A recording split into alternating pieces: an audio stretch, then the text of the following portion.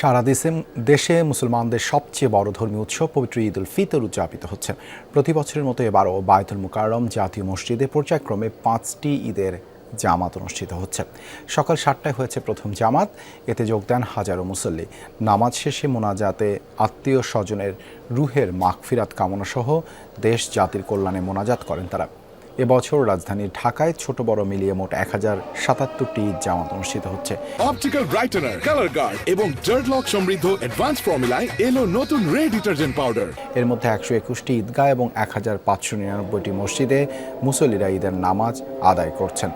ঈদ জামাত সহ সার্বিক উৎসবকে নির্বিঘ্ন করতে নেওয়া হয়েছে কঠোর নিরাপত্তা ব্যবস্থা।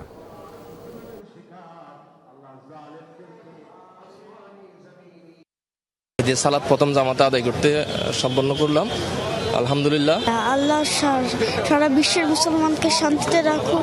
বাবার সাথে আসি, ভাইয়ের সাথে আসি, অনেকের সাথে দেখা হয়, যে আলহামদুলিল্লাহ ভালো লাগে। যারা চলে গেছে দেশ থেকে তাদের জন্য দোয়া করি, যারা দেশে আছে তাদের জন্য দোয়া করি, এবং যারা আজকে মুসলিম বিশ্বে যারা নিপীড়িত সবার জন্য দোয়া করি। ছোটবেলা থেকে আমি আমার বাবার সাথে আসতাম, 40-45 বছর হয়ে গেছে মসজিদ বায়তুল মুকাররমে নামাজ পড়ি ছোটবেলা থেকেই। বায়তুল মুকাররম জাতীয় মসজিদে আজ 5টি ঈদ জামাত, এরই মধ্যে শেষ হয়েছে 4টি। এ নিয়ে আরও তথ্য জানাতে বায়তুল মুকাররম মসজিদ থেকে যোগ দিচ্ছেন সহকর্মী রায়হান রিয়াজ। 4টি জামাতে মুসল্লিদের উপস্থিতি কেমন ছিল? ঈদ শুভেচ্ছায় নগরবাসী কি বলছেন? দিবসের ঈদ মোবারক।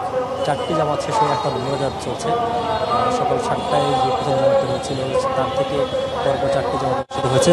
প্রতিকূল আবহাওয়া এবং যে বিরূপ পরিবেশ, সেই বিরূপ পরিবেশে আমরা বেশ কয়েক বছর ধরে আমি আসলে এই বায়তুল মুকাররমে ঈদের জামাত কভার করি, কিন্তু এবার অভিজ্ঞতা একটু ভিন্ন। কারণ এবার দেখা গেছে হয়তো প্রতিকূল পরিবেশের কারণে বা বিরূপ আবহাওয়ার কারণেই মুসল্লিদের উপস্থিতি খুব একটা যে হয়েছে তা না।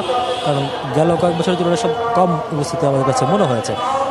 কারণ প্রতিবারই প্রথম জামাতেই এখানে পুরো ভিতরে তো বটেই, বাইরের যে জায়গাটি রয়েছে কোনো জায়গায় তিল ধারণের ঠাঁই থাকে না বা স্থান শুকলার হয় না, কিন্তু সেই জায়গায় এখানে বাইরে অনেকটাই ফাঁকা ছিল। এই ঈদের জামাতের যদি একটু তথ্য দিতে চাই, এই ঈদের জামাতের ইতিহাস প্রায় 853 বছরের ইতিহাস। অর্থাৎ হিজরি 624 সালে 24 হিজরিতে যখন রাসূল সাল্লাল্লাহু আলাইহি সাল্লাম মক্কা থেকে মদিনা হিজরত করেছিলেন, তখন তিনি এই যে 1 মাস কঠোর সিয়াম সাধনা, সেই সিয়াম সাধনার পর মানুষের আনন্দ বা তৃপ্তি হিসেবে বা যাতে আল্লাহর সন্তুষ্টি লাভের জন্য মূলত আনন্দের দিন হিসেবে ঈদের জামাত প্রচলন শুরু করেছিলেন।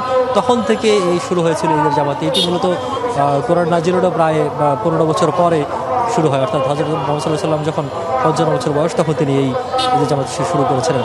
সারা বিশ্বের মানুষ, মুসলিম উম্মাহ, তারা কঠোর সিয়াম সাধনা 1 মাসের যেই প্র্যাকটিসগুলো করেন, মূলত যে অনুশীলনগুলো করেন, সংযম, যে আত্মসংযম, আত্মশুদ্ধির যে চেষ্টা করেন, মিথ্যা থেকে দূরে থাকা, সৎভাবে চলার যে প্রত্যয় নিয়ে থাকেন, সেটির পুরস্কার হিসেবে তারা মূলত ঈদের জামাতে আসেন এবং আল্লাহর দরবারে ফিরিয়াদ করেন যে এই যে ব্যক্তি জীবন থেকে শুরু করে ব্যক্তি, সমাজ, রাষ্ট্র কিংবা পুরো বিশ্ব, এই যে বিশ্বে যে হারাহারি, দ্বন্দ্ব, সংঘাত এগুলো চলছে, সেগুলো থেকে যাতে মানুষ মুক্তি পায় এবং সুখী সমৃদ্ধিশালী পরিবার, দেশ যেমন জাতি গঠন হয় বা পুরো বিশ্ব যাতে শান্তিতে থাকে, সেই দোয়াই আল্লাহর দরবার করে থাকেন।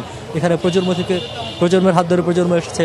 অর্থাৎ যারা এক সময় বাবার হাত ধরে ঈদগাহে যেতেন, তারা আছে তাদের সন্তানকে নিয়ে আসছেন এবং সেই সন্তানকে সে শিক্ষা দিচ্ছেন যাতে অন্তত কাঁধে কাঁধ মিলিয়ে কীভাবে ভ্রাতৃত্বের বন্ধনে অটুট রেখে কীভাবে সমাজ গড়া যায়, কীভাবে পরিবারকে আরও সমৃদ্ধ করা যায়, কীভাবে দেশকে উন্নতি করা যায়, সেই শিক্ষাটি মূলত এই যে ঈদের জামাত, সেই ঈদের জামাত থেকে এক প্রজন্ম থেকে আরেক প্রজন্ম বিলিয়ে দিচ্ছে।